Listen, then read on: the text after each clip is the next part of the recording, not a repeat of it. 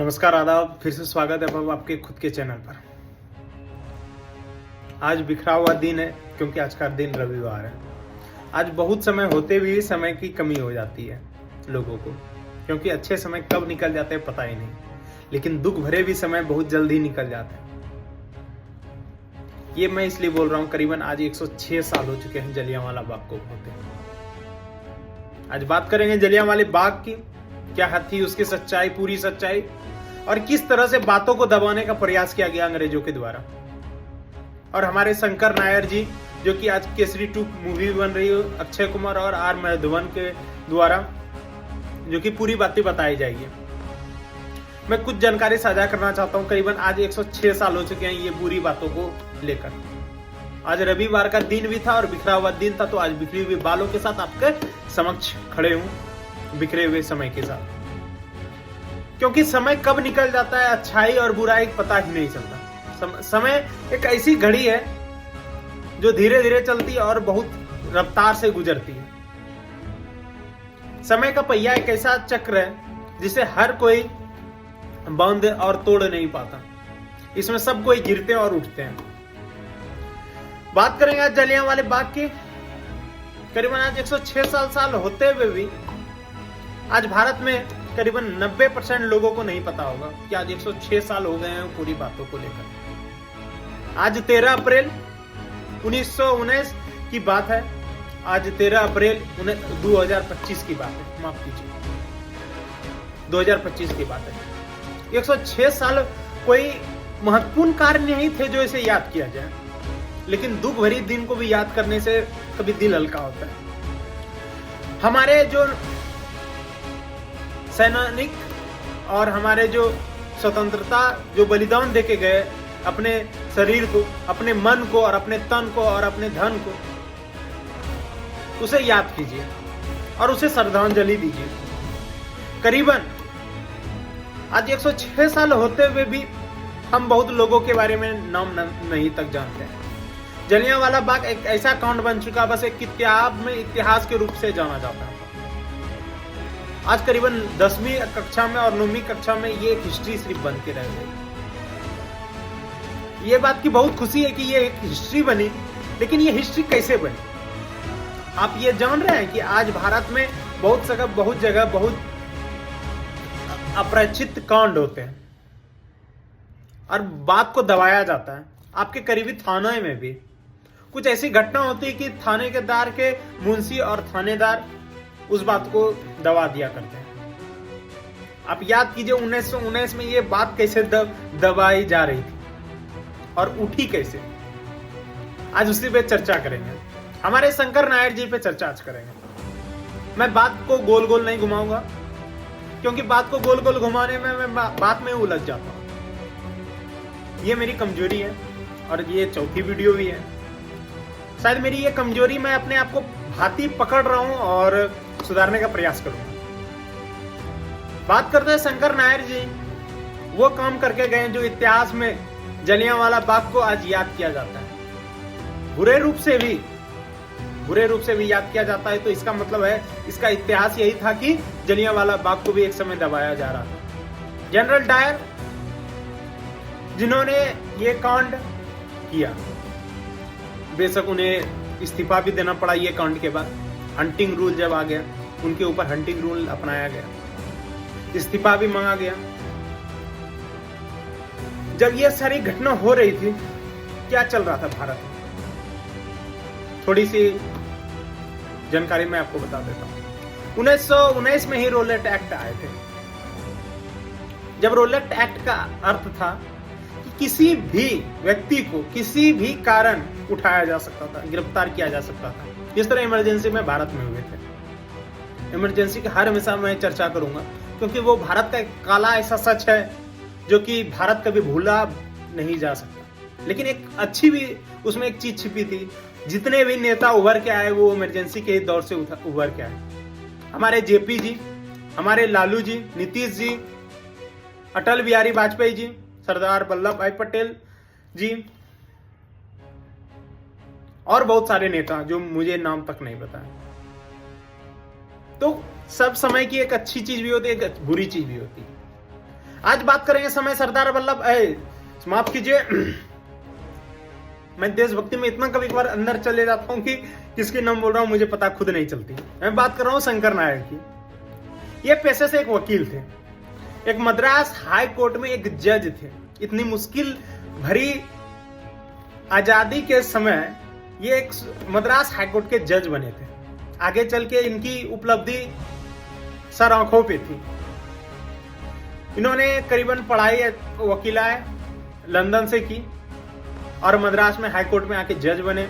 उसके बाद उन्हें एक अच्छा पद मिला, एक वायसराय का भी पद मिला। उस समय ये बात कर रहा हूं 1908 की, 1908 की ये मैं बात कर रहा हूं। उस टाइम भी भारत में उसी तरह आजादी करीबन की 40 साल मतलब 39 साल भारत की आजादी होने में भी समय थी। उस टाइम वे वायसराय थे अंग्रेज के अंदर। इनके पिताजी भी एक सरपंच थे, जो कि बहुत बड़ी बात है। इनका जन्म केरला में हुआ। इन्होंने क्या कांड किया और क्या काम किया जो इनको याद कर जलियांवाले बाग से मिलाया जाता है। इनकी पढ़ाई से लेकर इनकी उपलब्धि मैंने बता दिया। मैं बात करता हूं उन्होंने ये काम किया जब ये वायसराय थे। ये बात है 1908 में, जब ये वायसराय से एजुकेशन डिपार्टमेंट में थे, जैसे गवर्नर, जो जैसे एजुकेशन जो अभी के समय में एजुकेशन मिनिस्टर है। तो इन्होंने बहुत अच्छे काम की भारतीयों के लिए। ये हर हमेशा भारत के साथ ही आंदोलन में जुड़े रहे। ये नहीं कि उसकी चाटुकरता करने लगी अंग्रेजों की। जब इन्हें पता चला कि जलियांवाला बाग कांड हुआ तो इनका क्या राय था, क्या सोच थी, तो ये अपना इस्तीफा दे दी। वो एक वायसराय के पद से ये इस्तीफा दे दी। और ये वायसराय के साथ साथ ही जानकारी साझा करना चाहता हूं, नाइटहुड की उपाधि भी दी गई 1912 में। नाइटहुड बहुत बड़ी उपाधि होती है, अंग्रेज के समय हुआ करती थी, जो कि बहुत सारी मूवी बनी नाइटहुड की ऊपर। तो मैं बताता हूं ये शंकर नायर जी ने क्या काम कर दिया। जब इसे पता चला कि 1919 में ये घटना हुई, 1920 में भी बात नहीं बढ़ी। 3 साल करीबन 4 साल ये बात को छिपाया गया, जलियांवाला बाग कांड। और भारत के इस स्तर से यदि अभी के स्तर से यदि तुलना करें तो क्या है आजादी, आपको अभी पता चल जाएगा। आजादी वही था कि शंकर नायर ने पिटीशन फाइल की लंदन कोर्ट में, और वो पिटीशन में ये था जलियांवाला बाग का सारा कांड था। इतना बड़ा कांड हुआ, करीबन 1650 राउंड गोली चले जलियांवाला बाग में। बूढ़े, बच्चे, औरत सबकी मृत्यु हुई। जो अपना जान बचाना चाहे वो कुआं में कूदे, वो कुआं भी पानी का नहीं, वो कुआं शेर का। वही वाला ठाकुर वाला याद आ जाता है। इस पर टिप्पणी नहीं करूंगा क्योंकि विवादित टिप्पणी है, जो कि हमारे संसद भवन में ये टिप्पणी बार बार हुए करते हैं। तो ये जब घटना हुई तो उस समय भारत में रोलेट एक्ट आ गए थे। जब ये रोलेट एक्ट आए तो भारत के अंदर एक संगठन बनाना और एक ग्रुपिंग बाजी करना उसे बंद किया जा रहा था। खास करके पंजाब जैसे उभरते हुए शहर में, जहां की आंदोलन बार बार हुआ करते हैं। हमारे सिख लोग इस कदर बलिदान दिए हैं, आज दिल्ली के सड़कों पर उसका बलिदान को शर्मसार किया जाता है। इस पे मैं टिप्पणी नहीं करना चाहता हूं। ये भारत की अंदरूनी मामला है। मैं बात करूंगा जलियांवाला बाग। बात करूं तो जलियांवाला बाग पे हमारे शंकर नायर जी ने वो काम करके दिखाया जो कि अच्छे समझदार के भी समझदारी उसके सामने नतमस्तक हो जाते हैं। उन्होंने ये काम किया कि जब ये पिटीशन फाइल हुई और लंदन जैसे कोर्ट में इसे केस को लड़ा गया, सारे केस बुनियाद नहीं बताए गए, बेबुनियाद बताए गए। और शंकर नायर जी की हार हुई। जब शंकर नायर की हार हुई तो आप सोच रहे होंगे इनकी जीत कैसे हुई। इस तरह से जीत हुई, पूरा भारत और हम और आप इसके हर हमेशा इनके सामने नतमस्तक थे। जब बाहर निकले, जैसे कि मैंने बताया कि पत्रकारिता भारत में 1770 में शुरू हो गई थी और ब्रिटिशर और यूरोप, ईस्टर्न यूरोप में बहुत पहले से। जब इन्होंने ये बयान दिया और ये जब केस को हार गए तो पत्रकार इनसे पूछे कि आप ये केस हार गए और आपको तो बहुत बड़ा लॉयर, मद्रास हाईकोर्ट के जैसे लॉयर वो जज बनाया गया है, वायसराय की उपाधि दी गई है, नाइटमैन की उपाधि दी गई है, बहुत सारी उपाधि दी गई थी इन्हें, शंकर नायर जी को। इन्होंने कहा,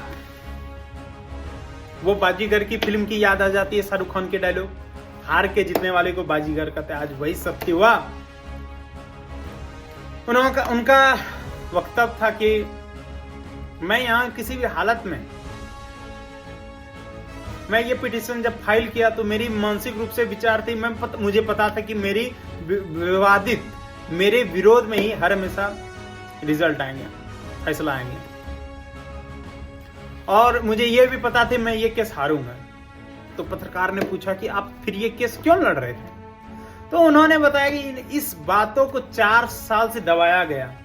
ये 1924 में केस की फैसला है। 1919 में ये कांड हुए, करीबन 4 से 5 साल हुआ तो जाके ये पूरे भारत में फैल गया, जलियांवाला बाग का कांड। अब पूरे विश्व स्तर पे भी फैला आने वाले समय पर। और जब उन्होंने पत्रकार को जवाब दिया कि मैं चाहता था कि ऑफिशियल रिकॉर्ड में जलियांवाला बाग कांड को लिखित रूप में अपनाया जाए, बस वही हुआ। और हमारे जनरल डायर जैसे बचाव के रूप में बोले, उसी टाइम से शुरुआत हो गई थी शंकर नायर की जीत, क्योंकि वो हर हमेशा अपने बचाव में ही बोल रहे थे, यही नहीं बता रहे थे कि ये जलियांवाला बाग कांड झूठा था। ये था दोस्त आज की कहानी, सत्य कहानी और आज का काला दिन। एक उलझी हुई रविवार के साथ और काले दिनों के साथ 13 अप्रैल 1919 को याद करके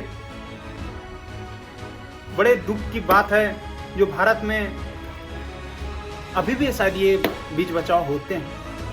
चलिए दोस्तों, बिना बात को बिखरे हुए बातों को यहीं समाप्त करते हैं। चलिए, नमस्कार, आदाब, सत श्री अकाल। मेरा नाम कौशल शक्ति।